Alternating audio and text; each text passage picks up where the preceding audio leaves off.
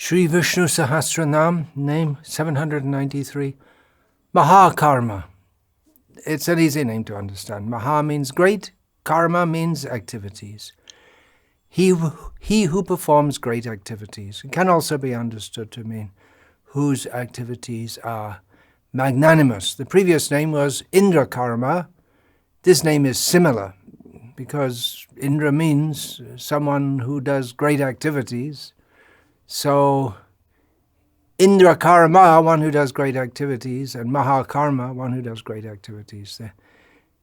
Certain interpretations or understandings of the names, these two names, are synonymous. So God is great. That's a basic definition of God, which pretty much everyone who believes in God, or even those who don't believe in God, will accept this definition. Persons who don't believe in God will accept, they'll accept the definition that people conceive of God as being great. But as Christopher Hitchens titled his book, God is not great. I misquoted that as being God is not good, but God is not great. So the idea that there is no such person or entity who is great, even the atheist will accept that if we're going to talk about God, we have to talk about him or her or that being great. So God is great, and great in so many ways. How would you expect someone to be great? By their great activities. People who are great in this world are great mostly by their activities. Someone may be great just by their birth. Some people are born great, some people achieve greatness, and others have greatness thrust upon them. So just the other day I was giving a talk about I was talking about the Queen of England. So being the hereditary, titular monarch of not just England, the Commonwealth of nations, whatever's left, or whatever she's the queen of. She was born great, she was born into greatness, but she could have fluffed it if she hadn't behaved properly. But she has upheld her role. Whether you think that role is worth upholding or not, she has upheld it. So it's activities, great activities. Now, some people say that God is great. They're very strong in saying God is great, but they don't want to ascribe any specific activities to him. They'll say, well, he creates and this and that, but exactly how he creates, they don't have much idea. And they have this idea of a somewhat vague and distant God. We'll see in the understanding given by Sri Baladev Vidyabhushan, it's specific activities of his that make him great. Natasya karyam karanam cha vidyate natatsamas cha bhyadikascha drishyate parasya shakti vividhaiva shruyate swabhavaki jnana balakriya cha. As Shvetashvatara Upanishad states, there's nothing for him to do. He doesn't have to do anything. He's not obliged to do anything. There's no one equal to him. There is no activity of his inasmuch as everything that goes on according to his energies. He works through his energies. He has many energies, such as the energy of knowledge, the energy of action, the energy of the energy of strength. So in one sense he doesn't do anything. Everything, we say he's the creator, but from the Vedic understanding, we know that he is the creator in a somewhat vague way, but his specific actions within this world are for the sake of his devotees.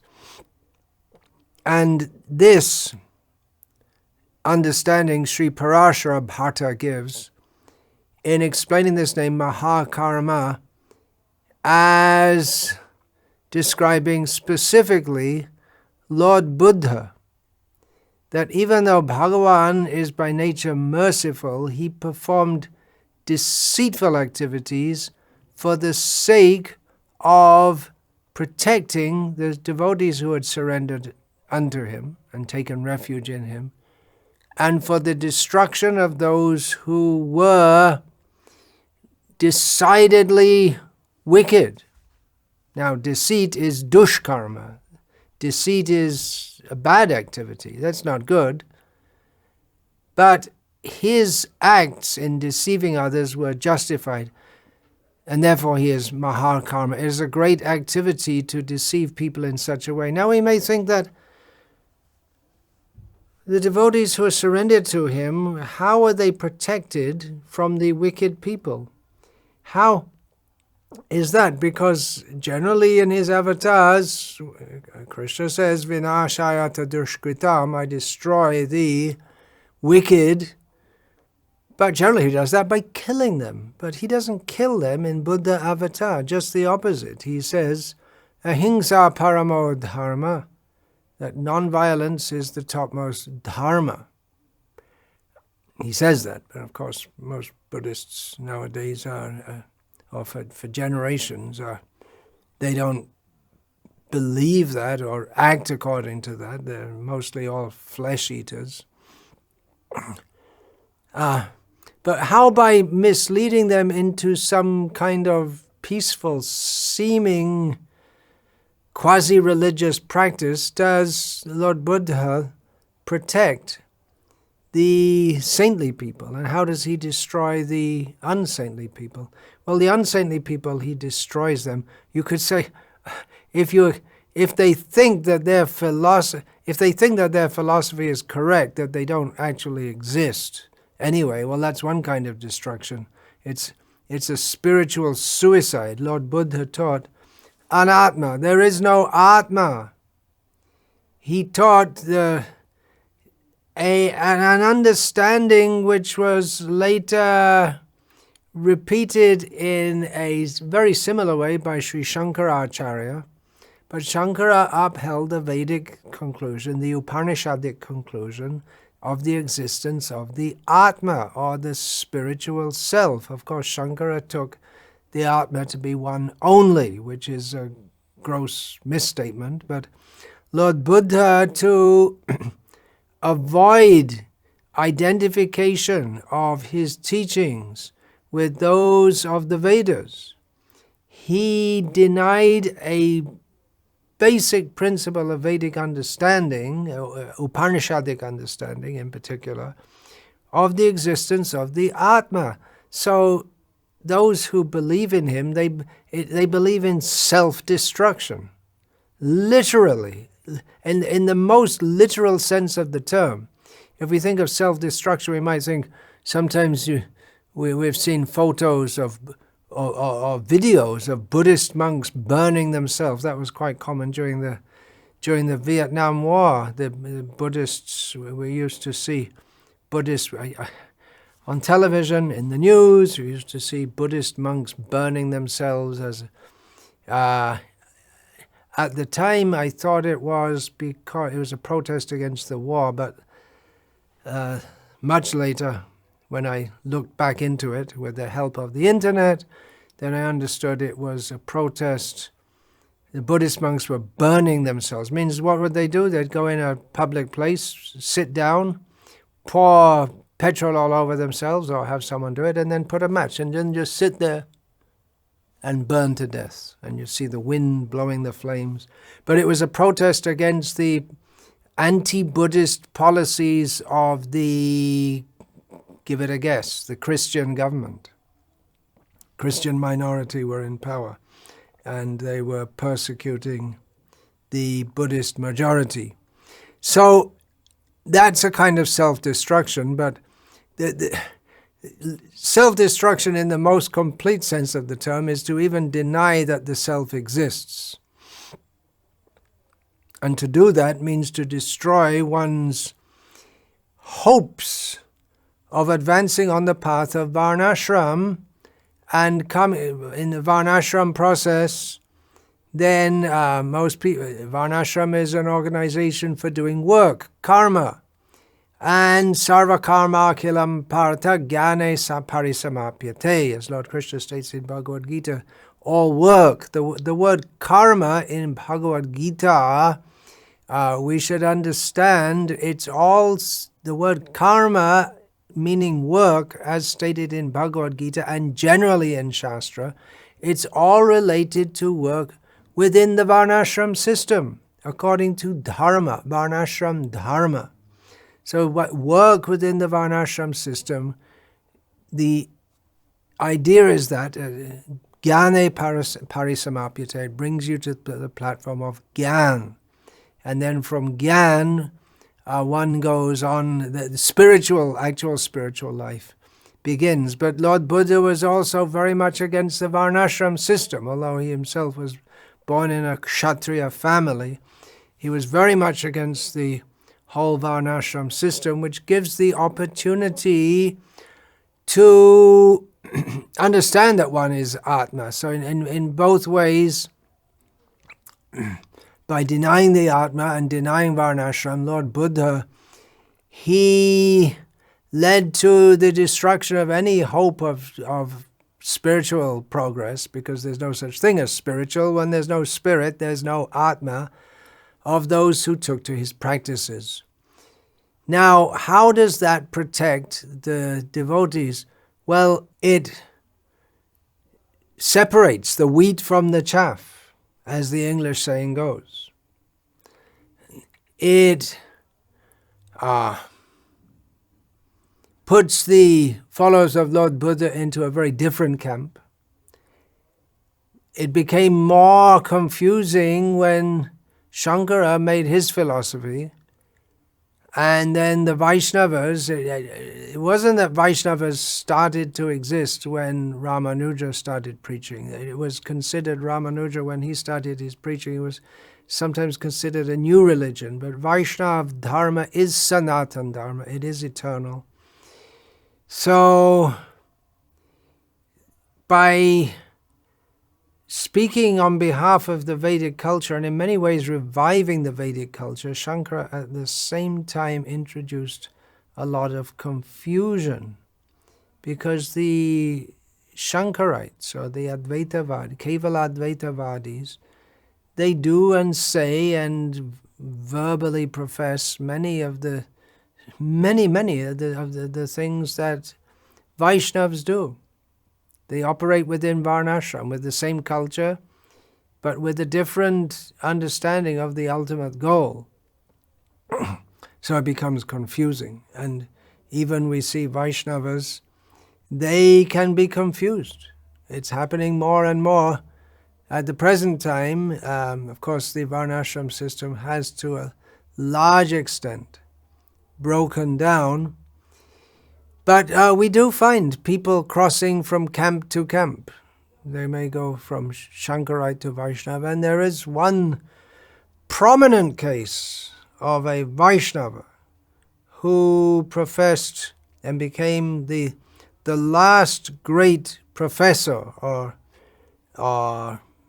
advocate, protagonist of Advaitavad, Madhusudan Saraswati. But Buddhism is very different. So another way that Buddhists, and in this way Shankarites, they also give protection to the devotees in a roundabout way, in a backhanded way, because by denying the Vedas, Lord Buddha gave impetus to those who are faithful to the Vedas to justify the validity of the Vedas. And that was largely done by Mimamsakas, and later on, in a different way, by Madhvacharya. And Shankara laid the foundation for Vaishnava philosophy, Vaishnava Vedanta, by interpreting Vedanta in a manner which denies the personality of Godhead. And he also denied the validity of the Pancharatra. That we'll come to that very soon in this series of talks. So that gave impetus and a foundation for the Vaishnavas to attack the misunderstanding which is commonly lodged in the minds of conditioned souls, that they are God or that there is no God, and they attacked and very strongly upheld, and it made their faith stronger. Sri Ramanuja, by his strong preaching, later Madhvacharya, and others, by their very strong refutation of wrong ideas, and on the basis of that establishing the right idea of the Supreme Lord Vishnu, Sarvotama, the Supreme Lord Vishnu. He is topmost of all, which means it's not all one. So, Hari Sarvotama, this is Madhva's, one of Madhva's great slogans, just like the Mayavadis, they have the slogan, Brahma Satyam Jagan Mithya. So, the Madhvas, they have their slogan that Hari Sarvotama, Vayu Jivotama. Anyway, these are topics at the side. If we go a little deep into these topics, we can understand how the activities of Buddha, in a very roundabout way, uphold the ultimate truth, which is not what Buddha didn't directly profess the ultimate truth, but in a roundabout way, everything that he did led to upholding the ultimate truth. And in one sense, that's true of everything. In my personal experience, it was a great revelation for me, first studying Bhagavad Gita in this life, and seeing how the three modes are at work in the whole of human society, and seeing how forgetfulness of Krishna, as described in Bhagavad Gita, is pervasive in society. And we see through the eye of Shastra given to us by Sri Guru, we see things differently. We see the same world, but we see it in a different light. So the Shastra, the knowledge given there, that helps us to come closer to Krishna, which is the whole purpose of Shastra, to begin to see Krishna. Shastra Chakshu, we see through the eye of Shastra. Well, what are we supposed to see? We're supposed to see Krishna. And how do we see that, first of all? Tattvadarshi. We see through the understanding that is given in Shastra regarding the nature of this Supreme Personality of Godhead. Continuing. Now, another meaning here of Mahakarma is his activities are magnanimous. What is a great activity? Who did the great activity? One small step for man, one great step for mankind. Neil Armstrong did a great activity by stepping on the moon. Excuse me. Mother Teresa is lauded as a great person. She didn't go to the moon. Maybe she's there now. I don't know. There is reincarnation. Well, anyway, I'm just giving this as an example. I personally have my doubts, to say the least, about how actually magnanimous Mother Teresa was and how she was picked up by the Western media as another tool to bash India. Anyway, Her activities were magnanimous. I'm just saying this theoretically, just to be like Neil Armstrong on the moon. It's also theoretical. So all his actions are magnanimous. What does it mean, magnanimous? Because everything he does, he doesn't get anything for himself. He doesn't gain anything from anyone. By doing what he does, all he does is simply to help others. So that's his magnanimity. Magnanimity. That's a word which I often mispronounce. Magnanimity. So, he does for the welfare of others. Now, there are many great welfare workers, just like Bill Gates, such a great welfare worker. He promised to donate all his massive wealth for charity. What a great welfare worker. But no one can compare with the magnanimity of the Supreme Personality of Godhead. No one has the capacity to be as helpful to others as he is helpful to others. Sri Madhvacharya commented on the Vedanta Sutra, na prayojanatvat.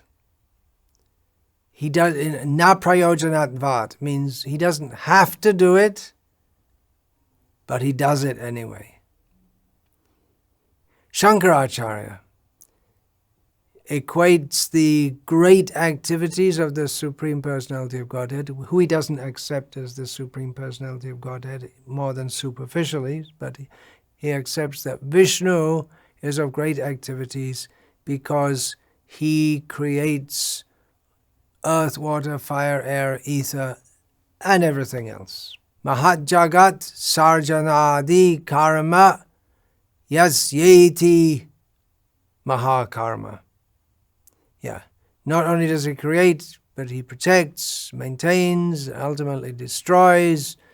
Although it's said that Brahma creates, Vishnu maintains, and Shiva destroys, but ultimately it's all done by Vishnu. The power to create, the power to destroy comes from Vishnu.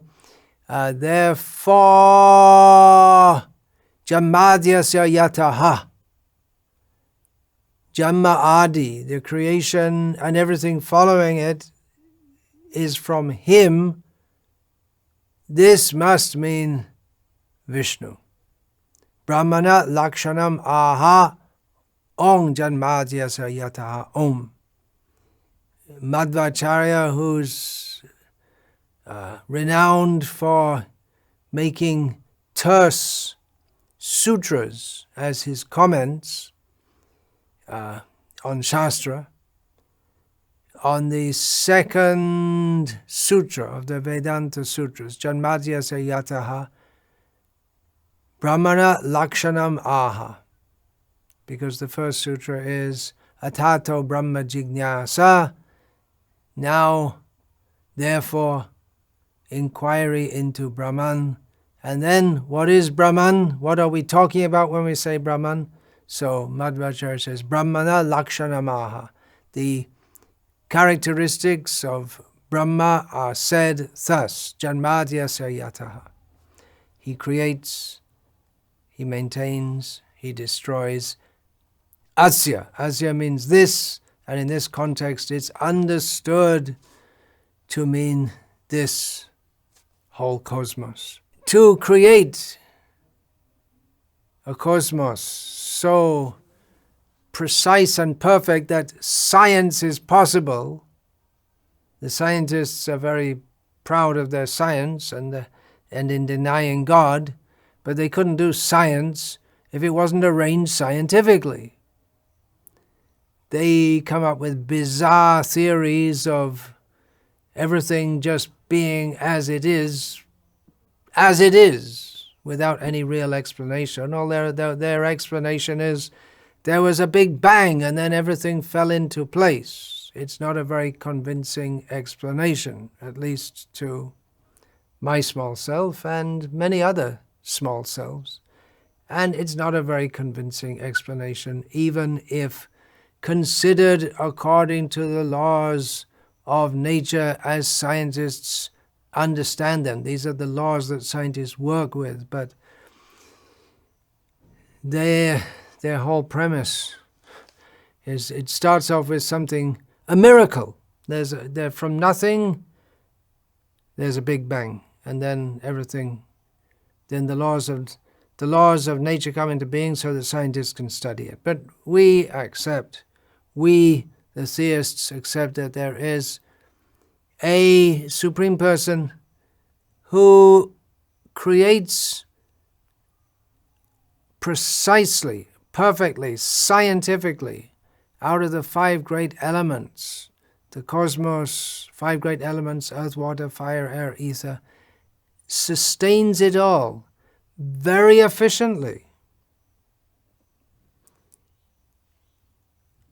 Destruction is going on. We know that the end of, there are various destructions going on. That's described in the 12th canto of Bhagavatam and elsewhere.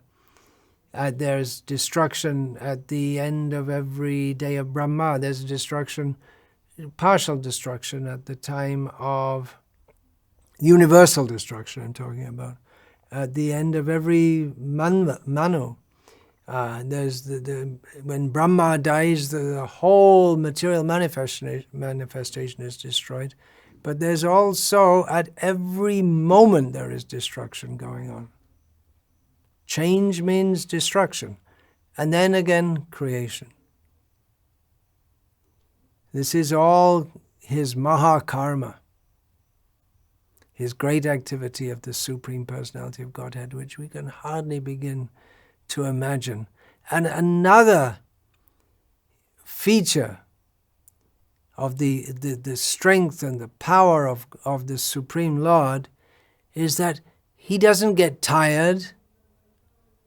He doesn't get, neither physically does he get tired, and despite massive energy being expended by him. Well, we say expended, but when we do some work, we expend energy and then we become tired and hungry. We need to revive our strength. But just like the sun is shining so brightly, giving out tremendous heat and light, and doesn't appear to be diminishing. And the sun is only one, the sun that we see is only one speck in the massive creation of the Supreme Personality of Godhead. His energy is so great that the sun, of whom the energy is so great we can hardly imagine, but the sun's energy is only a tiny, tiny, tiny, tiny, tiny fraction of his greatness. And so much energy. At the same time, he's relaxed. He doesn't get worn down. He eats, but that's to please his devotees. And he doesn't get tired either, saying, I'm fed up of all this. Like a child with his toys, just, I'm fed up of all this. Actually, there comes a time at the end of the life of Brahma when the whole universe just, he does fold it up at that time. But then again, he creates it. So he doesn't get tired of doing this. Why? Because he does it all. That's the other understanding of the Mahakarma. Mahakarma in creating, maintaining, and destroying the whole cosmos, and in the great activity, insuperable activity, and also his magnanimity in doing so, to give a chance to us, the conditioned souls, to revive our dormant Krishna consciousness and come to him. So he does great activities, and he does it without any strain or effort. One understanding we can take, one of the commentators, Krishna Datta Bharadwaj, says this, that his activities are all divine. That we already covered in the name Indra Karma. Janma Karma cha me divyam. Then one understanding is that karma is performed by the conditioned souls in this world. They are constrained by the body that they have, and in the human form of life, civilized life begins with varnashram, then they're constrained to perform various activities. If they go outside the boundaries of those activities, then they become sinful. But there are no such constraints on the Supreme Lord. His body doesn't constrain him. I have now got a human body. I cannot become a fish, not in this life. But Lord Vishnu is Matsya, Kurma, Varaha, Narasingha, Vamana. He's simultaneously in so many forms. He's not bound to follow the Vedic rules. He makes them, he can break them. Generally, he doesn't. But when he follows the Vedic rules, it's not under constriction or compulsion. And when he breaks them, he doesn't break them because he's never under them anyway. So in this way, we the jivas in this world, we do karma, but he does Mahakarma because, again, Janma Karma Chame Divyam, his activities are on another level altogether to those of us, although in many ways they may seem to be the same. And in this regard, we'll come to Baladev Vidya Bhushan's insights into this name. Krishna, as Srila Prabhupada revealed for the first time to the Western world in his magnificent, epochal Krishna book, which he wanted distributed widely, a summary study of the 10th canto of Srimad Bhagavatam, featuring the glorious activities of Krishna, the Supreme Personality of Godhead, when he was present in this world 5,000 years ago. Now, generally when we think of the great activities of the Supreme Lord, we think of creation, maintenance, but Baladev Vidya Bhushan has given some sample from the great activities that the Supreme Lord performed, beginning with killing the witch Putna. He performed so many great activities while he was present in this world. Baladev Vidya Bhushan, he kindly reminds us of Lord Krishna restoring to Indra, Indra's royal umbrella, and Aditi's earrings as a great activity. This is in the 59th chapter of the 10th canto of Bhagavatam. Indra asked Krishna to help, and his seat also, that his royal throne, Indra, it had all been taken away by Narakasura. So Krishna went to the city of Narakasura with Satyabhama. She's a feisty woman. She's not so domesticated as Rukmini.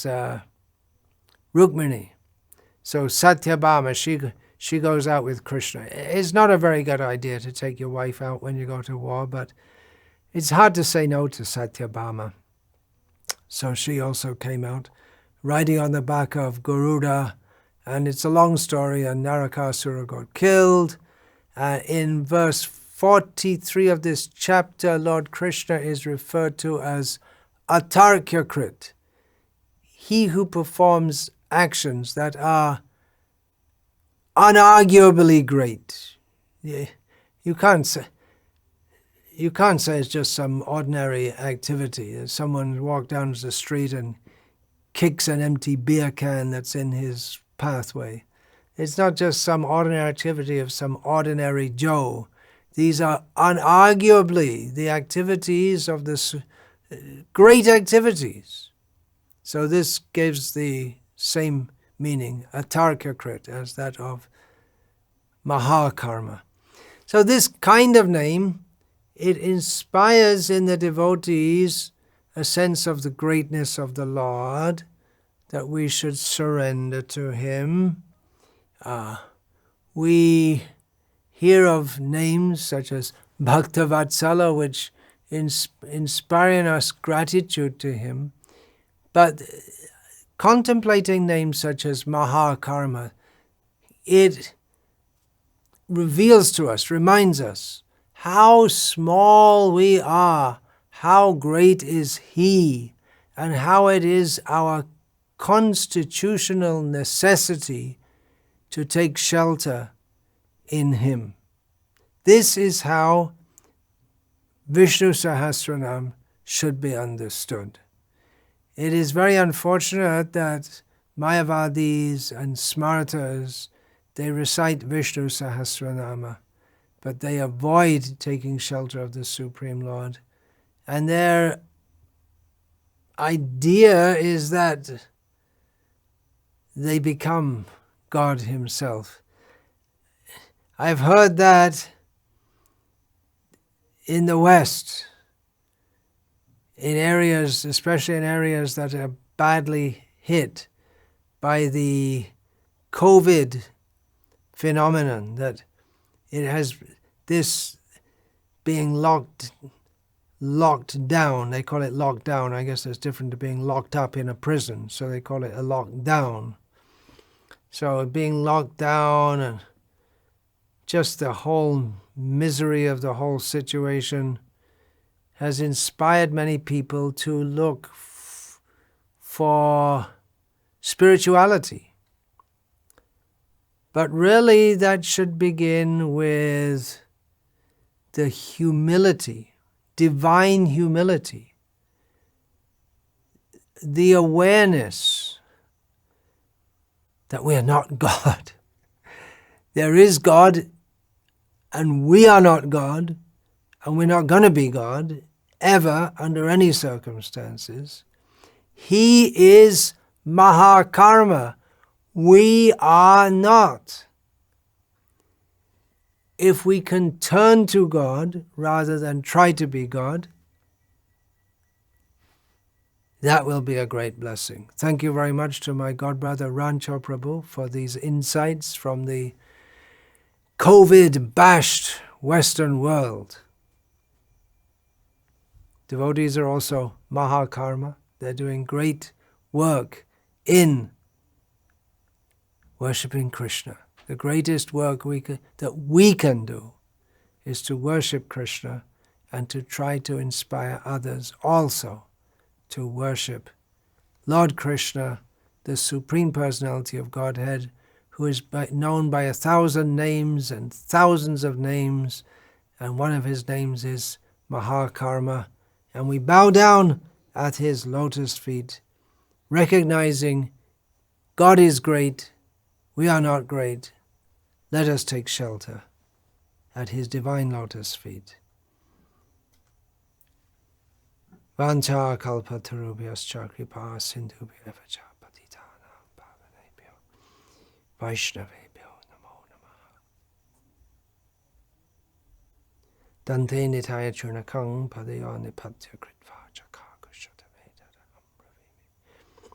He sadhava sakala eva vihaya durat gauranga chandra charne gurutanuraga. Parivadatu jano yata tatava nanu mukharo navayang vicharayamaha. Hari rasa madira madati mata bhuvi vilotama. Hare Krishna, Krishna Krishna, Hare Hare, Hare Rama, Rama Rama, Hare Hare.